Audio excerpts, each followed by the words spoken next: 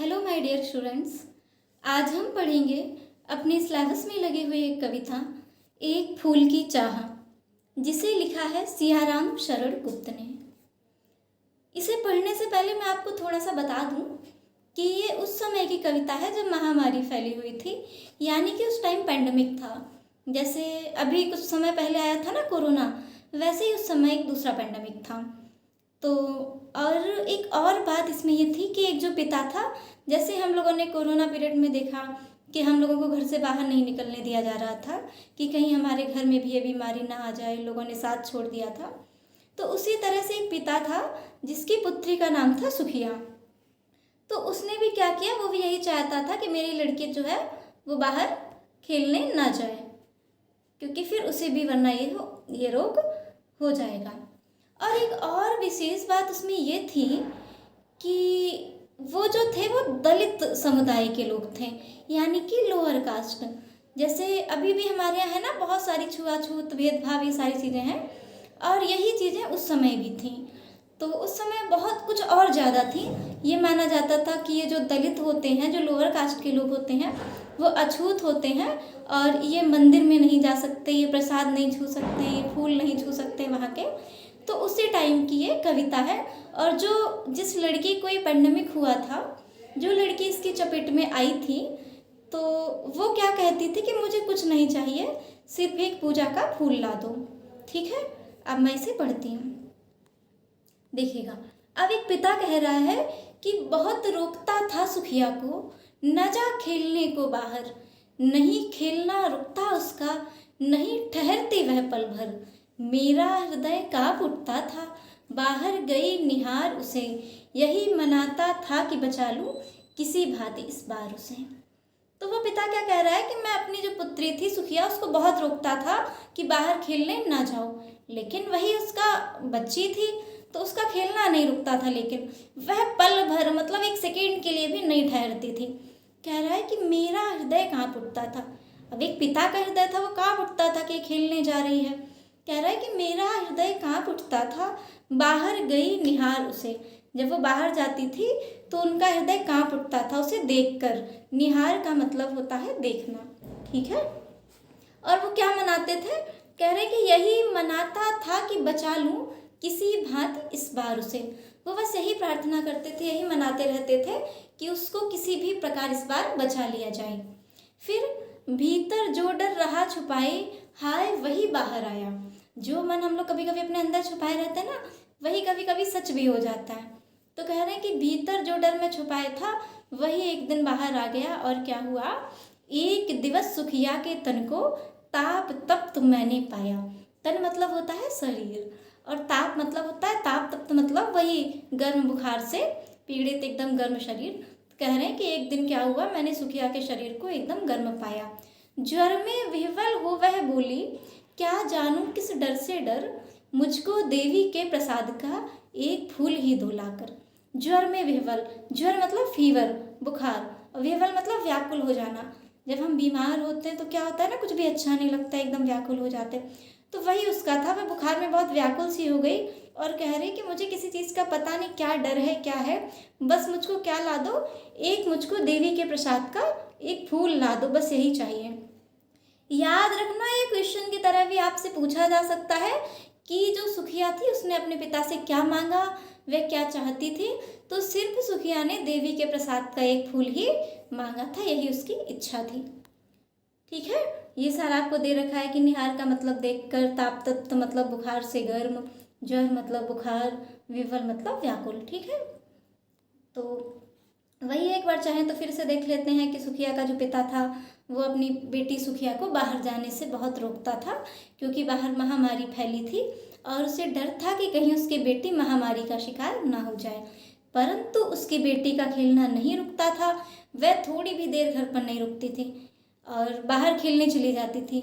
लेकिन उन पिता का हृदय काँप उठता था। जब भी वह उसे बाहर खेलने जाते देखते तो उनका हृदय यही सोचता था कि किसी भी तरह से वह महामारी की चपेट से अपनी बेटी को बचा ले। तो कवि कहते हैं कि जो डर उस पिता के हृदय में छिपा था वही एक दिन बाहर आ गया, और उन्होंने एक दिन जो सुखिया थी उसके शरीर को बुखार से तपता हुआ पाया। बुखार के कारण या फिर जाने किस कारण कह रही है कि वह सिर्फ इतना चाहती थी, सुखिया व्याकुल थी और सिर्फ इतना चाहती थी कि मुझको देवी के एक प्रसाद का फूल ही लाकर दे दो। अगला है कि क्रमशः कंठ छीड़ आया, शिथिल हुए अवयव सारे, बैठा था नव नव उपाय का, चिंता में मैं मन मारे। क्रमशः का मतलब होता है लगातार, कंठ का मतलब होता है गला, छीड़ मतलब कमजोर हो जाना। तो उनका जो गला था वह लगातार छीड़ होता जा रहा था। शिथिल हुए अवयव सारे, शिथिल मतलब एक तरीके से काम करना ही बंद हो गए थे, शिथिल हो गए थे। उनके जो शरीर जो अवयव मतलब जो अंग थे वो सारे शिथिल हो गए थे, रुक गए थे। और वो क्या सोचते थे, बैठा था नव नव उपाय का, चिंता में मैं मन मारे। जो पिता था वो नए नए नव नव मतलब नए नए उपाय मतलब नए नए आइडियाज़ ला रहा था कि अब मैं क्या करूं कैसे करूं, मतलब टेंशन में वो इस तरीके के थे। कह रहे कि जान सका न प्रभात सजग से, हुई अलस कब दोपहरी। कह रहे कब हलचल भरी सुबह से, कब आलस भरी दोपहरी हो गई, मुझे ये पता ही नहीं लगा। और स्वर्ण घनों में कब रवि डूबा। रवि का मतलब होता है सूर्य। याद रखना ये जो रवि है वो सूर्य का पर्यायवाची है, ठीक है। तो रवि का मतलब होता है सूर्य। कह रहे हैं कि स्वर्ण घनों में मतलब जो बादल थे उसमें कब सूर्य डूब गया मुझे ये भी नहीं पता चला। और कब लौटे संध्या गहरी, या फिर कब शाम भी गहरा गई, मुझे कुछ भी पता नहीं चला। सभी ओर दिखलाई दी बस अंधकार की छाया। उन्हें तो हर जगह क्या दिखाई दे रहा था, सिर्फ उन्हें तो अंधेरा ही अंधेरा दिखाई दे रहा था। और छोटी सी बच्ची को ग्रसने, कितना बड़ा तिमिर आया। तिमिर का मतलब होता है अंधेरा। कहने कि छोटी सी बच्ची को ग्रसने मतलब निगलने, कितना बड़ा तिमिर, यानी कि तिमिर का मतलब होता है अंधेरा। अभी मैं आपको बता रही थी जो रवि है वो सूर्य का पर्यायवाची है, उसी तरीके से जो तिमिर है वो अंधेरे का है। तो कह रहे हैं कि कितना बड़ा अंधेरा आ गया, ऊपर विस्तृत महाकाश में जलते से अंगारों से, झुलसी सी जाती थी आंखें जगमग जगते तारों से। कहने विस्तृत मतलब बड़ा, ऊपर बड़े महाकाश में क्या हुआ कि जलते अंगारों से, उन्हें लग रहा था सारी अंगारी है मतलब आग ही आग है। और झुलसी जाती थी आंखें जगमग जगते तारों से, उनकी जो आंखें थी, जो वो ऊपर जो तारे होते ना, बहुत सारे स्टार्स देख रहे थे उस समय, रात हो चुकी थी। तो कह रहे कि उन तारों से भी मेरी आंखें एकदम झुलसी जाती थी, उन्हें कुछ अच्छा नहीं लग रहा था। आगे वो कहते हैं कंठ मतलब गला, छीड़ मतलब कमजोर, शिथिल मतलब थका, अवयव मतलब अंग, प्रभात मतलब सुबह, स्वर्ण मतलब घन और तिमिर मतलब अंधकार। ये मैं आपको बता ही चुकी हूँ, ठीक है। एक बार हम इसको फिर देख लेते हैं कि कवि कहता है कि उसकी बेटी के जो बुखार होने के कारण उसका जो स्वर था, जो आवाज़ थी वह छीड़ हो गई, शरीर के अंग भी ढीले और कमज़ोर पड़ गए। पिता बैठे नए नए उपाय सोच रहा था कि किस प्रकार उसके ज्वर का, उसके बुखार का उपचार किया जाए, और चिंता में वह मन को मार बैठा था, है ना। और चिंता में वह मन मारे हुए बैठे थे और कह रहे हैं कि उस चिंता में पता ही नहीं चला कब सुबह हो गई, कब आलस से भरी दोपहरी हो गई, कब शाम हो गई, या फिर कब जो सूर्य था वो बादलों में छिप गया। सुखिया जो थी वो बुखार से पीड़ित थी। कह रहे पिता को चारों ओर निराशा और पीड़ा चिंता ही दिखाई दी। कह रहे उनको ऐसा प्रतीत हो रहा था, ऐसा लग रहा था कि मानो जैसे छोटी सी बच्ची को ग्रसने, ग्रसने का मतलब होता है निगलने, निगलने के लिए अंधेरा, बड़ा अंधेरा आ गया हो। जिस प्रकार अंधेरा प्रकाश को ग्रसित कर लेता है, यानी कि अंधेरा आप देखते हो ना पूरी लाइट ले लेता है, उसी तरीके से जो ज्वर रूपी, जो बुखार रूपी अंधकार था, उसने उसकी बेटी के जीवन को निगल लिया हो। कह रहे हैं कि ऐसी स्थिति में उसे लग रहा था कि मानो आकाश में टिमटिमाते तारे मतलब आग के अंगारे हों, जिन्हें देखकर उसकी आंखें जल रही थी, और मतलब निराशा से सारी प्रकृति भी, उन्हें ऐसा लग रहा था सब कुछ नेगेटिव है। फिर क्या हुआ कि देख रहा था सुस्थिर हो, नहीं बैठती थी क्षण भर। अब वो याद कर रहे हैं, वो देख रहे हैं कि एक उनकी बच्ची जो सुस्थिर मतलब एक जगह टिककर कभी बैठती ही नहीं थी, हाय वही चुपचाप पड़ी थी अटल शांति से धारण कर, और आज वही एकदम चुपचाप अटल मतलब स्थिर होकर एकदम शांति से धारण करके वही चुपचाप लेटी हुई थी। कह रहे कि सुनना यही चाहता था मैं, उसे स्वयं ही उकसा कर। अब कह रहे मैं तो उसे खुद उकसा कर मतलब बार बार मैं उसे इस यही कोशिश कर रहा था, वे कम से कम यही बोल दे कि मुझको देवी के प्रसाद का एक फूल ही दो लाकर।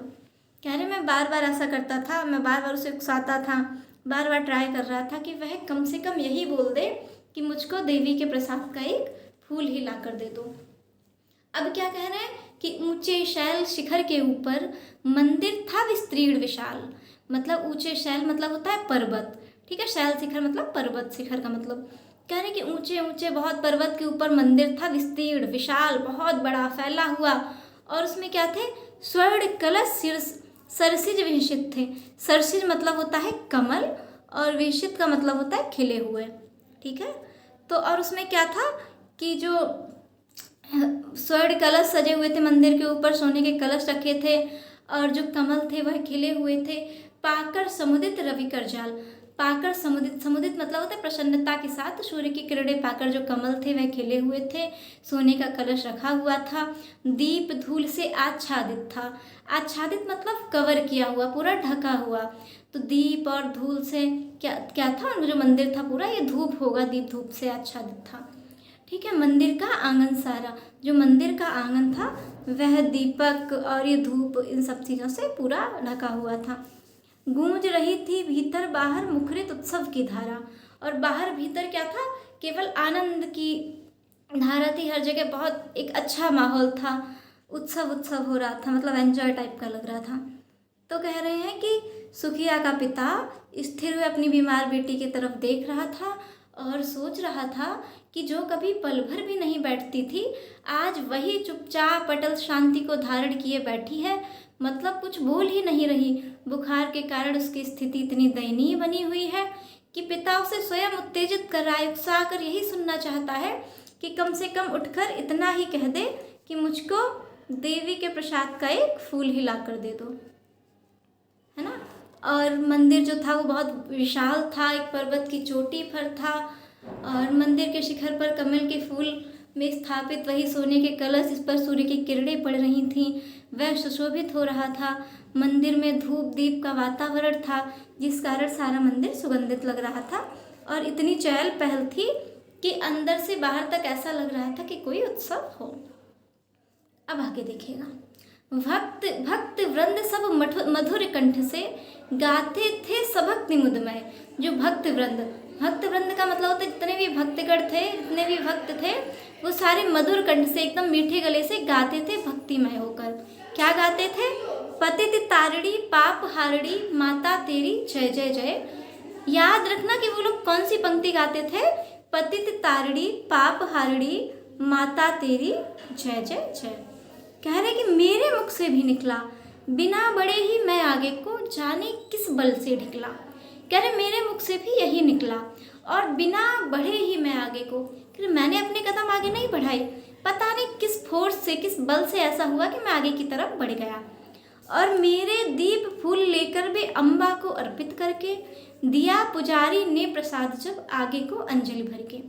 कह रहे हैं कि मेरे भी वही दीप और फूल जो वो लेकर गए थे वो अम्बा यानी माता को समर्पित करके पुजारी ने उनको जब आगे हाथ में दिया तो कह रहे हैं कि भूल गया उनका लेना, झट परम लाभ सा पाकर मैं सोचा बेटी को माँ के ये पुण्य पुष्प दूं जाकर मैं।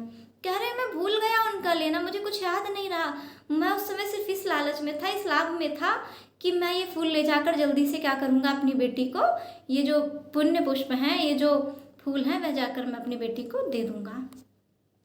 तो भक्त मतलब भक्तवृंद मतलब वही भक्तों का समूह। एक बार फिर देख लेते हैं हम इसे कि मंदिर में एकत्रित भक्तों का जो समूह था वह अत्यंत मधुर कंठ से भक्ति भाव के साथ प्रसन्न होकर गीत गा रहा था कि हे माँ, तुम भक्तों को तारने वाली हो, पापों का हरण करने वाली हो, तुम्हारी जय हो। सुखिया के पिता के मुख से भी यही निकला कि भक्तों को तारने वाली माता तुम्हारी जय हो। और जाने किस बल से आगे को ने धकेल दिया कि वह बिना बढ़े ही आगे बढ़ गए और उसने देवी माँ के दीप और पुष्प जब अर्पित कर दिए तो पुजारी ने उनको अंजलि भरकर वही प्रसाद उन्हें दिया। तो सुखिया का जो पिता था वह अपनी बेटी के लिए देवी माँ के प्रसाद का फूल लाने मंदिर में पहुंचा था। जब पुजारी ने उन्हें वो प्रसाद दिया तो वह भूल गया, उससे एकदम उन्हें लगा कि मेरे लिए तो ये परम लाभ है, मेरे लिए सब कुछ हो जाएगा, और उसने सोचा कि मैं जल्दी से जाकर अपनी बेटी को दे दूँ। ठीक है ना, अब आगे बढ़ते हैं। सिंह पौर तक भी आंगन से नहीं पहुंचने मैं पाया, सहसा यह सुन पड़ा कि कैसे यह अछूत भीतर आया। अभी मैं बता रही थी ना, ये उस समाज की बात है जहाँ ये कहा जाता है कि इनको मंदिर में नहीं जाने दिया जाता। सिंहपौर मतलब एक जो शेर की आकृति का जो एक द्वार था मंदिर का, कह रहे हैं कि मैं वहाँ तक भी, आंगन से लेकर मैं सिंहपौर तक भी नहीं जा पाया। सहसा मतलब अचानक मुझे ये सुनाई पड़ा कि कैसे यह अछूत भीतर आया। पकड़ो देखो भाग न जाए, बना धूर्त है यह कैसा। अब लोग क्या चिल्लाने लगे कि यह अछूत कैसे भीतर आ गया, इसको पकड़ो, यह धूर्त है कैसा। धूर्त मतलब ये कैसा चालाक है, इसे पकड़ो, यह भाग ना जाए। साफ स्वच्छ परिधान किए हैं। परिधान का मतलब होता है कपड़ा। कह रहे तो साफ शस्त्र वस्त्र पहने हुए हैं, भले मनुष्यों के जैसा। यह तो भले मनुष्यों के जैसा लग रहा है। और पापी ने मंदिर में घुसकर किया अनर्थ बड़ा भारी, कलुषित कर दे है मंदिर की चिरकालिक शुचिता सारी। अब वो क्या कहने लगे, वो उन्हें पापी मान रहे हैं। कह रहे हैं कि इस पापी ने मंदिर में घुसकर बड़ा अनर्थ कर दिया, बड़ा अशुभ कर दिया, अन्याय कर दिया, कलुषित कर दी। कलुषित का मतलब होता है कि एक तरीके से अपवित्र कर दी है मंदिर की जो चिरकालिक। चिरकालिक मतलब जो लंबे समय से जो शुचिता थी, सारी शुचिता मतलब पवित्रता, उसको क्या किया है, उसको अपवित्र कर दिया। एक बात यहाँ और ध्यान रखना कि ये जो शुचिता है ना, शुचिता का मतलब होता है पवित्रता और कलुषित का मतलब होता है अपवित्रता। ठीक है, तो ये दोनों एक दूसरे के विलोम शब्द हैं। कह रहे कि एक क्या मेरा कलुष बड़ा है देवी की गरिमा से भी, किसी बात में हूँ मैं आगे माता की महिमा के भी। अब वो सोच रहा है क्या मेरा पाप इतना बड़ा है कि देवी की गरिमा से भी मेरा पाप बड़ा है, मैं किसी बात में आंगी भी हूँ, माता की महिमा से आगे मैं भी किसी में हूँ क्या। एक बार हम इसे फिर देख लेते हैं। सिंहपौर मतलब मंदिर का मुख्य द्वार, सहसा मतलब अचानक, धूर्त मतलब चालाक, परिधान मतलब वस्त्र, कलुषित मतलब अपवित्र, शुचिता मतलब पवित्र। ये देखो मैंने इसे अंडरलाइन भी कर रखा है ताकि आपको आसानी से समझ आ जाए। ये अपोजिट है। कवि कहता है कि अभी सुखिया का पिता मंदिर के द्वार तक भी नहीं पहुंचा था कि अचानक किसी ने कहा यह तो अछूत है, यह मंदिर में कैसे आ गया, इसे पकड़ो, यह कहीं भाग ना जाए, यह बड़ा दुष्ट है, इसने भले मनुष्यों के जैसे साफ सुथरे कपड़े भी पहन रखे हैं। चारों ओर से जैसे एक स्वर आने लगता है। लोगों को आश्चर्य हुआ, यह अछूत मंदिर में कैसे आ गया, इस पापी ने मंदिर में प्रवेश करके सारी पवित्रता को दूषित कर दिया। तभी सुखिया के पिता ने कहा कि क्या मेरा पाप देवी माँ की गरिमा से भी बड़ा है, क्या मैं इस पाप के कारण माता की महिमा से भी कहीं आगे हूँ, अर्थात क्या अछूत होना इतना बड़ा पाप है कि वह माता की महिमा से भी बड़ा है। आगे वह फिर क्या कह रहे हैं कि माँ के भक्त हुए तुम कैसे, करके यह विचार खोटा, माँ के सम्मुख ही माँ का तुम गौरव करते हो छोटा। जब उसने ये बात कही क्या मेरा अछूत होना माँ की महिमा से भी बड़ा है, तो वो लोग क्या कह रहे हैं कि तुम माँ के भक्त कैसे हुए। यह खोटा मतलब ये छोटा सा, इस तरह का मतलब खोटा ही बेकार सा विचार करके माँ के सम्मुख ही माँ का तुम गौरव करते हो छोटा। तुम माँ के सम्मुख मतलब माँ के सामने ही तुम माँ का जो गौरव है, जो वैभव है, वह तुम छोटा करते हो। कुछ न सुना भक्तों ने झट से मुझे घेर कर पकड़ लिया। अब वो पिता कह रहे हैं कि भक्तों ने एक भी नहीं सुनी और मुझको घेर कर पकड़ लिया, मार मार कर मुक्के घूंसे धम से नीचे गिरा दिया, और मुझको मुक्के घूंसे सारी चीज़ें मार मार कर मुझे नीचे गिरा दिया। मेरे हाथों से प्रसाद भी बिखर गया, हाँ सबका सब। मेरे हाथों में जो प्रसाद मुझे मिला था वह सारा बिखर गया।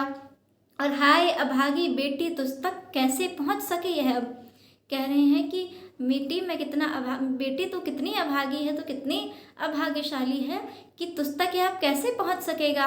और अंतिम बार गोद में बेटी तुझको ले न सका मैं, हाँ एक फूल माँ के प्रसाद का तुझको दे न सका मैं, हाँ। और अंतिम बार भी वो पिता अपनी बेटी को गोद में नहीं ले सका, और एक जो माँ के प्रसाद का जो फूल उसने मांगा था वह उसे वह भी नहीं दे सका, क्योंकि जब तक वह घर पहुंचा। ये कविता ना और लंबी है। फिर इनको जेल हो जाती है 7 दिन की, इसके सुखिया के पिता को। फिर सुखिया का पिता जब 7 दिन बाद जेल से छूटता है तब तक उसे पता चलता है कि उसकी बेटी की मृत्यु हो चुकी है। अगर कभी पढ़ना हो तो ये आप पूरी कविता पढ़ सकते हैं सर्च करके, ये बड़ी कविता है।